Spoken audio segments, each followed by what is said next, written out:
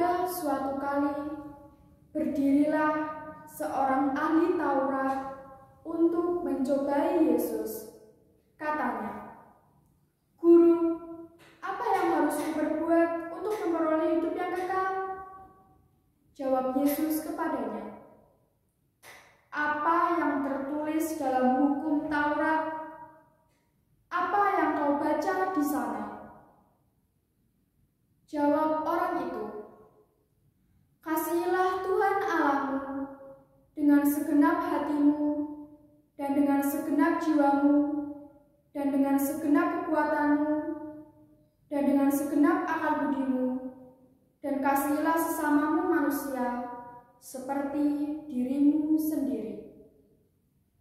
Kata Yesus kepadanya, "Jawabmu itu benar.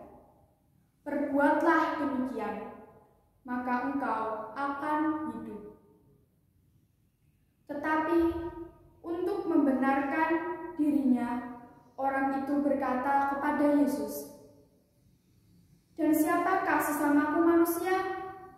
Jawab Yesus, "Adalah seorang yang turun dari Yerusalem ke Yeriko. Ia jatuh ke tangan penyamun-penyamun yang bukan saja merampoknya habis-habisan, tetapi yang juga memukulnya, dan yang sesudah itu pergi meninggalkannya setengah mati. Kebetulan ada seorang imam turun melalui jalan itu. Ia melihat orang itu, tetapi ia melewatinya dari seberang jalan. Demikian juga seorang Lewi datang ke tempat itu. Ketika ia melihat orang itu, ia melewatinya dari seberang jalan. Lalu datang seorang Samaria yang sedang dalam perjalanan ke tempat itu. Dan ketika ia melihat orang itu, tergeraklah hatinya oleh belas kasihan.